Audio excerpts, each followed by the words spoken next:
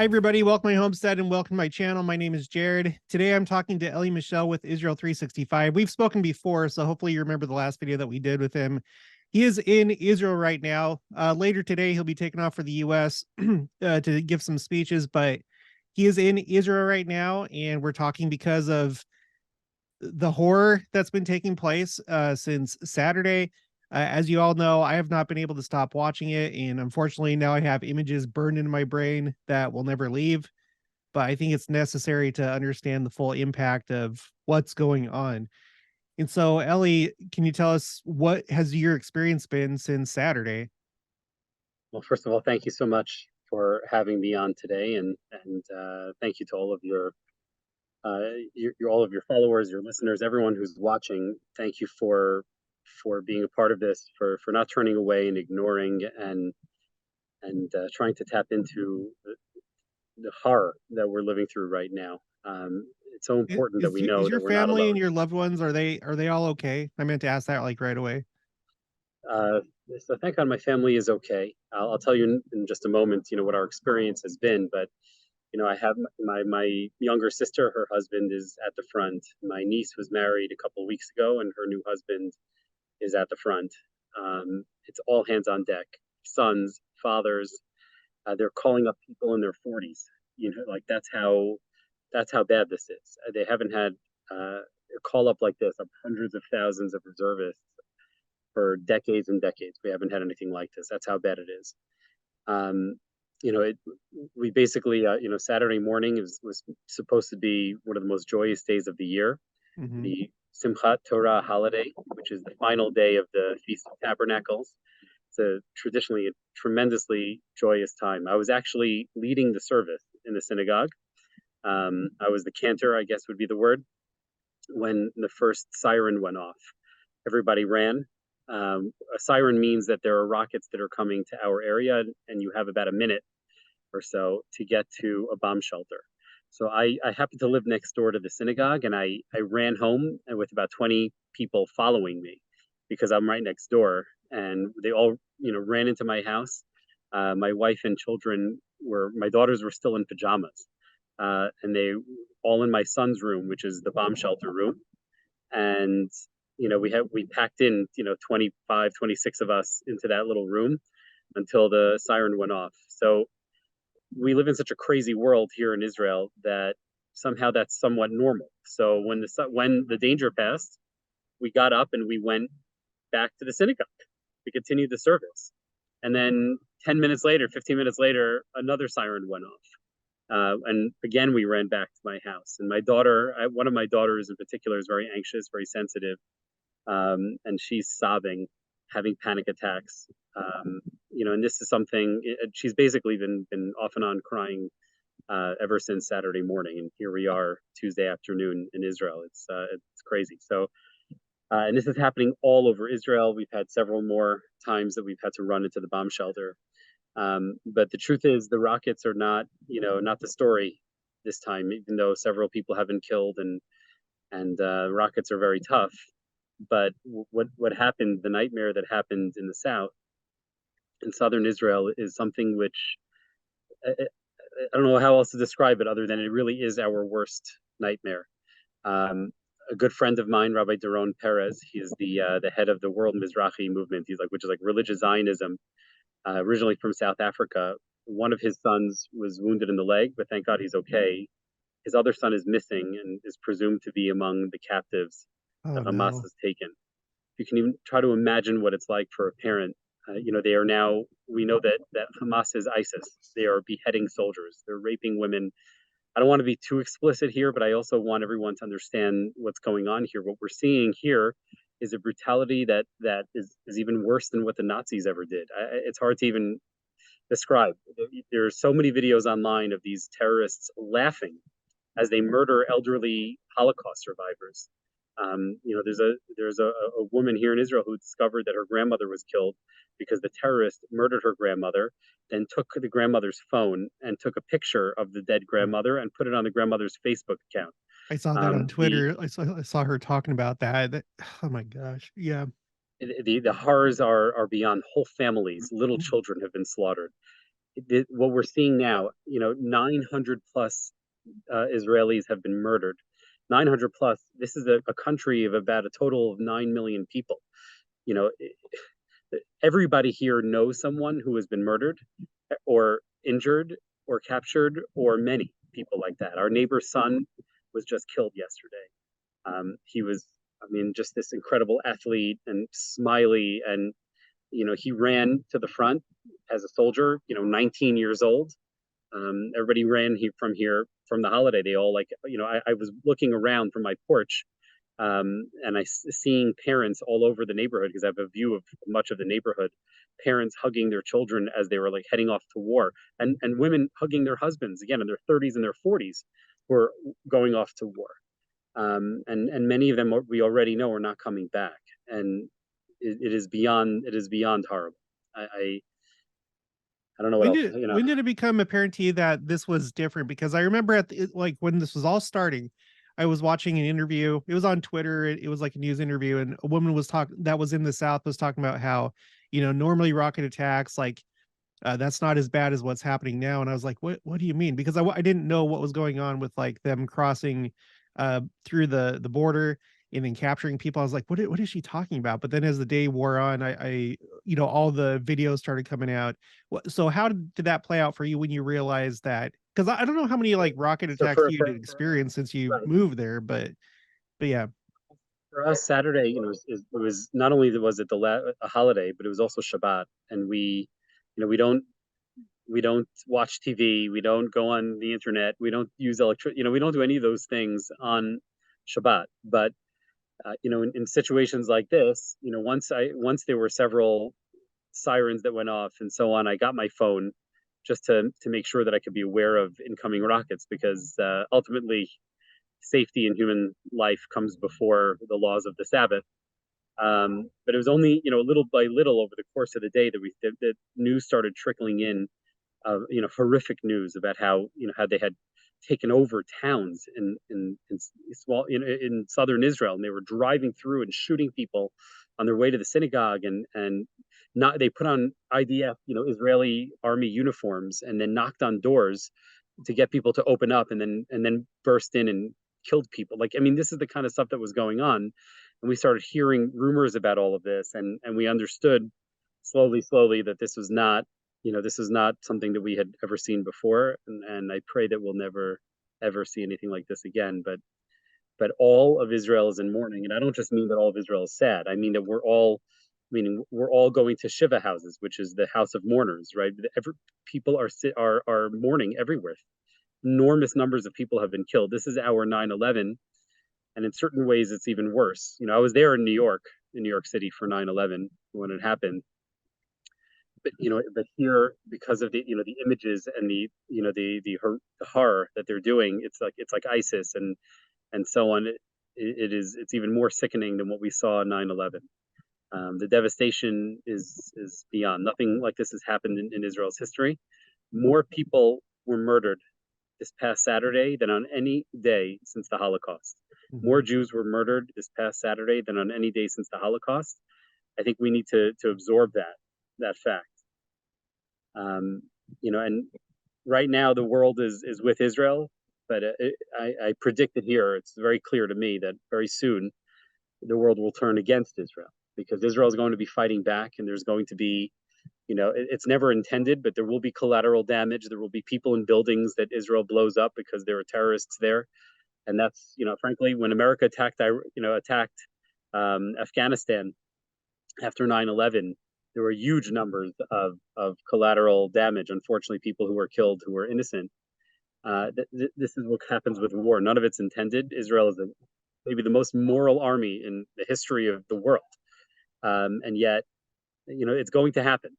And the moment there are images like that, the world is going to start turning against Israel, pressuring Israel to stop the fighting, and that's where we need our American friends, Jews and Christians, have to stand up to demand that Israel is allowed to finish the job and to eradicate, to slaughter, to destroy every last member of Hamas. They have to be completely blotted out, in the way that that God told us to wipe out the Amalekites.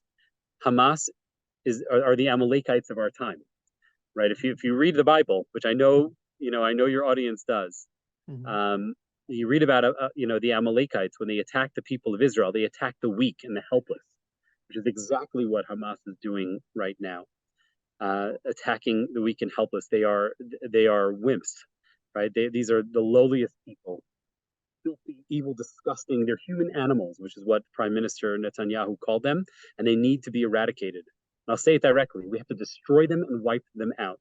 And Israel needs to be allowed to do so, right? The world has got to refrain from pressuring Israel. It's going to come, whether this week, next week, it's going to happen. And that's when we need all of you, right? We need you to help. Yes, we need donations. There's lots of ways you can help on that front. There's so many needs. But we also need you to be loud. We need you to be activists. We need you to be spreading the truth online. If there are rallies, if you can form a rally, amazing. If you can attend a rally, amazing. It's going to take months to destroy these evil people. We have to do it, and we're going to need everyone's help. We need everyone's support. And unfortunately, it seems like you said, things are going to get worse as far as like the world turning against Israel, and there's a high potential for this to escalate. And I did a video wondering out loud if that's why they did the attack the way that they did, almost like they want Israel to respond in this way to justify further uh escalation, because it just doesn't make sense. It would seem to me that they would understand that that would be signing their own death warrant by doing what they did, so they must have larger Yeah, plans. I these don't people know. live. They live only to destroy. What exactly? And I'll be very direct and honest. What exactly have the Palestinian people, if they are such a people, what have they ever brought to the world other than misery and evil? This is not. There's no culture. There's nothing. There are no inventions. There's no medical innovation. There's no nothing. They haven't brought anything to the world except for evil and destruction and murder. They don't care about their own lives, and that's what makes them so dangerous. They don't care about the lives of their people, which makes them even more dangerous, right? We don't want to blow up hospitals where Hamas has, a missile armory inside of the hospital, because we don't want to, right? We're nervous to do. We don't want to hurt people, innocent people, but they don't care. That's why they use their own people as human shields. They don't care how many uh, of these Arab children die. They do not care. We, of course, every last child to us is a whole world, is precious. So that is their greatest advantage over us, which is that we care about every last one of our people. We don't want to hurt innocent people, but they don't care. And so we're operating in different playing fields. They are using their own people as human shields. They're using our people, the people they captured, and they took as hostages, as human shields. And they are inhuman. There's no other word. If anyone doubts me, all you have to do is go online and you'll find one horrific image, one horrific video after another. This is ISIS. These are Nazis. And in many ways, they're even worse than all of them. And the joy that they had in murdering children and women, there are images. We have they rape women next to the dead bodies of their friends. There was a party happening on the holiday, from this was these were secular Jews. They were not really keeping the holiday, but they were having a party. Hundreds of young people. It was a mass slaughter of hundreds of young people. They took these girls, they raped them, then they murdered them, and their bodies were were just left there. The images are impossible to look at, and I'm sorry to have to share these things, but this is what's happening. Yeah. And this is why we have to fight the way that we have to fight. I've been talking about it without. I've told my audience that there are certain things that are like unspeakable. Um, so anybody, if you're wanting to go on X, formerly known as Twitter, just be careful, because you cannot unsee some of these things, and it's really bad. But at the same time, if you think that you can, maybe you should, just because then you really understand the dire situation that this is and just how brutal it was. Um, Also, before we continue, you had sent me a link for donations, right? Can you explain that? Yeah, sure. I sent the link, and you could just go to Israel365.com, Israel, and then the number is 365.com. We're raising money for a whole slew of different needs, because that's what's going on here. There's so many needs. we're still short on bomb shelters. And so we're trying to bring, especially in underprivileged towns and cities which don't have as much money. We're fortunate we have a room that's a bomb shelter in my house, but there are many towns where they just don't have enough bomb shelters. Hamas killed many non-Jews also, Bedouins, Arabs who were living in Israel who did not have enough bomb shelters in their town, where they were struck by rockets and dozens of them were killed. I mean, really, really bad. So that's one thing that we're raising money for, to quickly get these portable bomb shelters into these underprivileged towns. We also have thousands, tens of thousands of Israelis from the south have to leave the south and have to come up north. We have to find places for them to stay. There may be some who come to stay in our basement.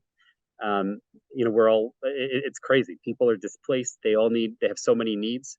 So we're helping those people. And finally, our soldiers, meaning the town is emptied out. I'll be frank, I feel I'm the loser that I'm not in the army. All the other men and many of the women are in the army right now. My daughters are busy babysitting because there aren't enough parents here. My kids are volunteering. My older ones just taking care of people. Hundreds of thousands of soldiers are in uniform, and they have so many needs. There aren't enough bulletproof vests for all of our soldiers, and they're going to be going into Gaza. And because we're not like Hamas, we're trying not to kill innocent people, right? We're not just going to carpet bomb all of Gaza. Frankly, I wish we would, but we're not doing that. Right, we're going to put our soldiers at risk, and many of them are not going to go in with bulletproof vests. We have, there's so many needs beyond that. Just people are displaced all over the country. Soldiers grabbed a backpack and they didn't have the things that they need. There's so many things that we need to provide our soldiers. People are cooking for soldiers who are stationed everywhere because there have been attacks in the north now from Hezbollah. Yeah. We just lost 3 soldiers, including an Arab Druze soldier, commander, who was 40 years old. This just happened. And here I am in the town of Efrat, which overlooks Bethlehem in Judea and Samaria, the biblical heartland. And there are hundreds of thousands of Arabs here who are not friendly. And we have all of our, anybody who has not been called up has grabbed a gun, and they're on volunteer security teams trying to make sure that we can sit here safely. I'll share something with you which is really frightening, and which my own children don't realize. But the other night, there in the settlement, the town right next to us, there was a terrorist that broke in and was loose. And here we are sitting in my house, like, what do we do? I don't have a gun. My wife and I were like running around the house trying to keep my kids busy upstairs watching TV so they wouldn't realize, so they wouldn't become panicked and terrified. We were running around trying to close every window as tight as possible, in a sense, barricading our doors to protect our family. I mean, this is crazy. This is completely crazy. We're vulnerable in so many different places. Everywhere around the country, there are soldiers who have needs, and we're trying to help them. We've turned synagogues into soup kitchens, cooking mass amounts of food to bring to the soldiers who are stationed everywhere, because the army's overwhelmed. We haven't had this many soldiers in uniform in 50 years. And so since the Yom Kippur War, right? Since the Yom Kippur War, we haven't had this. And so the whole country is mobilized. All of us, my teenage daughters are mobilized. They're doing things around town to try to pitch in and help out on the home front while everybody else is running to war. It is completely crazy. And so if you can help, Israel365.com, you'll find a link there. The money will go to so many different places. I can't even keep up with all of the needs and all the different places that it's going at this point. Literally I would say every half an hour, we get another call at Israel 365 about another need that we need to fill. So everybody, if you can, please donate. I'm going to put the link in the description below, and I'm going to have it always in the description below for every video going forward. I have the 2 right now. There used to be 3. There was the Ukrainian orphans, planting the trees, and then supporting the family of I can't remember his name. I can't remember, but the man Meir that was Tamari. That was killed by a terrorist. I don't think that the Ukrainian one is going on anymore, right? Because I checked that link and it doesn't seem to work anymore. So what I would ask everybody to focus on right now is the war effort here. We think of the number of bereaved people. We have over 2,400 people who are seriously injured. Hospitals in the south are overwhelmed. I mean, what's happening now is unspeakable. It is the nightmare that we prayed we would never see. Yes. So I'll have that as the number one link whenever you go to the description box. Of course, make sure to pray for Israel and just support in any way that you can. Um, in what you were talking about with your town, that's something that I had recently done a video and I was wondering out loud. I figured, okay, so you know, Israel is a pretty mixed country. You do have like Jewish communities, Arab community or Palestinian communities, but like there's a lot of places where it's really mixed. And regardless, Israel is a pretty small country. It doesn't take too long to get around. So I've wondered for the potential for exactly what you were just talking about. Is there like fear everywhere that like, you know, people in the next town over, or maybe people in your own neighborhood will take up the cause and start fighting against Israel? Because I saw some like fighting in East Jerusalem on Twitter. I Yeah. think that was happening because it was coming through on a bunch of different accounts, lots of different videos. But is there like a It big is potential for that? it is a real danger. People, the Hamas is calling for, for jihad against Israel on all fronts from every direction. And what we are surrounded by here is unbelievable. I mean, I can I can see right now from my porch, I see Bethlehem. Bethlehem is right next to Efrat. Efrat is a Jewish town. We're about 12, 13,000 people. And right next to Efrat, literally a stone's throw. There, from my brother-in-law's and sister-in-law's house, you could take a rock and throw it and hit an Arab house in Bethlehem. That's how close we are. And there are hundreds of thousands of Arabs in Bethlehem. And should they decide to rise up and attack and commit terror attacks against us, it's a real problem, especially with the army stretched the way it is right now. And that's why Israel has called up so many reserves, because it's not just Gaza where there's going to be a major war and a major offensive, but we could be attacked in so many other places. And the way it works, particularly in Judea and Samaria, Israel's biblical heartland, where there's over 500,000 Jews living there, but probably close to 2 million Arabs who are living in Judea and Samaria. And in these places in particular, many Jewish settlements are surrounded by Arabs, and it can be frightening. And so that's exactly what we're concerned about, which is a multi-front war.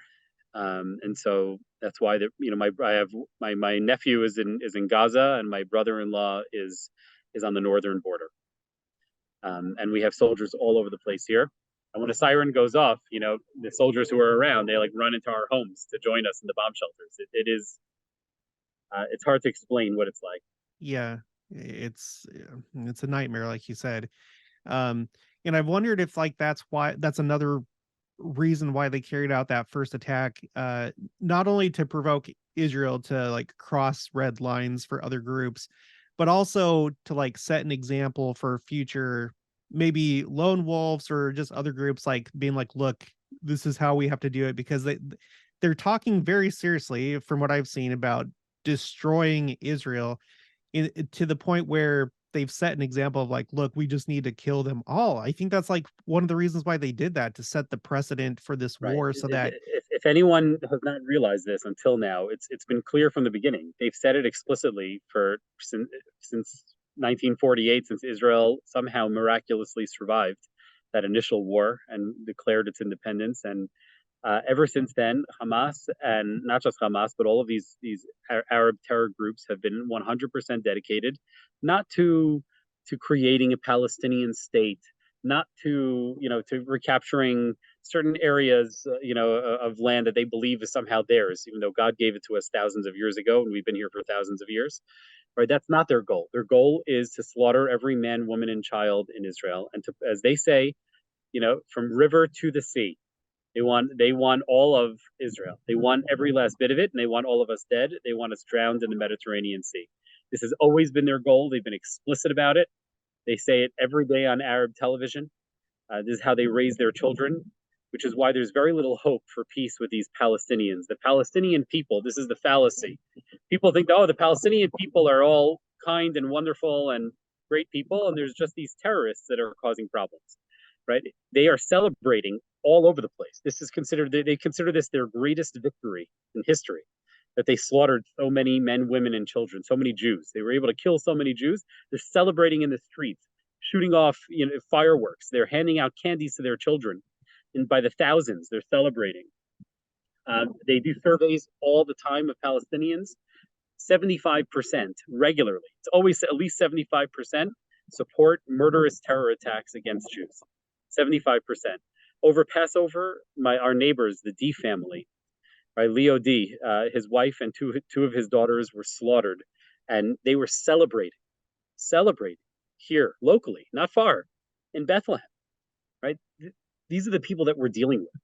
Yeah. Frankly, the long-term solution, and I'll say it very directly, is they must go. Right, we don't, God forbid, want to inflict any harm on anyone, but they need to leave, because if we're happy to live here together with them in peace, but if they are raising their children and future generations to murder and to slaughter and to kill, they don't want peace. Right, peace has been offered to them many times, and they've rejected it. They must go. We pray to God, that this ends, and we just want to live here in our biblical homeland, in God's land, in peace and security.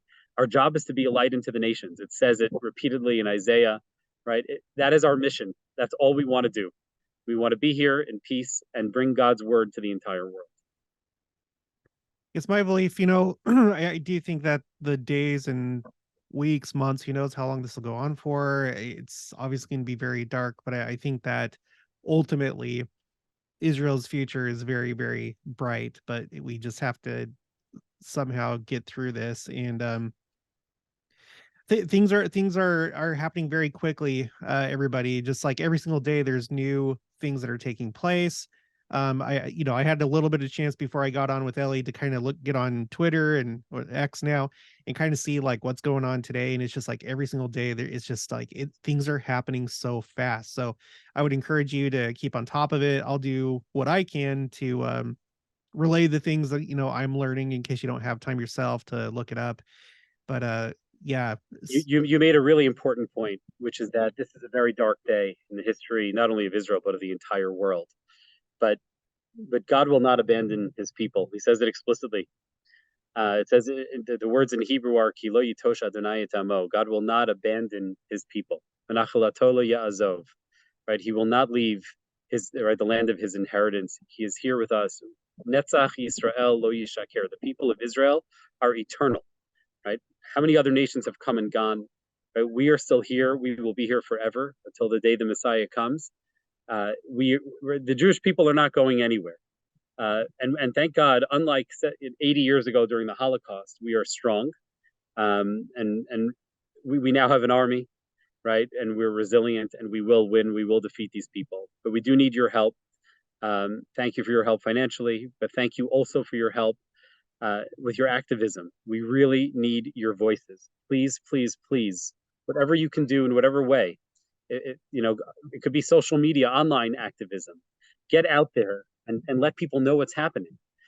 Tell them, right? Make it clear this is good versus evil. There's no room for confusion here. We should realize that supporters of Hamas are rallying all over America and all over the world. In New York City, in Times Square, they're rallying and they're screaming. You can look this up on Fox News. They're screaming, right? But get all the Jews in the barbecue. Right? This is Nazi stuff. It's unbelievable. These people are rallying in Times Square, in London, in cities all over the world. Pure evil. Right? We have to rally. The good people have to stand up against that evil. We have to. Right? How are we going to answer to God if this continues and we do nothing? We cannot remain silent the way that so much of the world remained silent during the Holocaust. We have to use our voices. I know that many of us by nature are shy, or by nature we don't like to get involved in all these kinds of things, but we have to act, every one of us in our own way. Please get the word out there. Do what you can to help the people of Israel during this dark time. Yes. And I can't stress enough, I've mentioned in other videos, this is not the same as other conflicts. This is not like the other times when they shoot off rockets, or it's not even like the intifadas. This is like clearly something on a much bigger scale. So don't make the mistake. Like, we should never ignore those, but don't make the mistake that thinking that this is just another thing. This is clearly different. So this is very serious. So just everybody, if you could imagine for a moment, if thousands of terrorists flowed over the border in a surprise attack from Mexico into Texas and slaughtered close to 1,000 men, women, and children in towns in Texas. right? Just try to imagine, God forbid, such a thing, right? That's what we're experiencing here.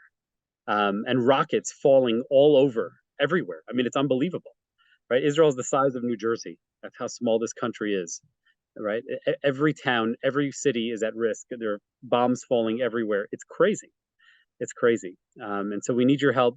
I would just say as a last point that Israel is the front lines in this battle against evil. Believe me, they hate Christians too. They're coming for all of us. Israel is step one. And so we have to support Israel at the front lines. Support us here. Jews and Christians must stand together. We have to stand together. We are bonded together by our common belief in the Bible. God has brought us together at this time after so many generations where Jews and Christians were, sadly in a bad place. We are now together in friendship and in strength and in love. And God has brought us together for a reason, not just to smile at each other, but to act together, to do together, to bring God's light into the world. So please, everyone, first of all, thank you for everything you've done, and thank you for everything that you will do going forward. Thank you so much, Ellie. I pray and hope for you, your family, all your loved ones, all your friends, that they'll be as safe as possible and make it through to the other side of this. And yeah, we're here to support you. So one more time, everybody, I'll put the link in the description below. And that's going to be it for this one. So if you haven't already, please make sure to subscribe, like this video if you liked it, leave your thoughts and opinions down in the comments below. Prayers for Israel and all the innocent, and talk to you guys later.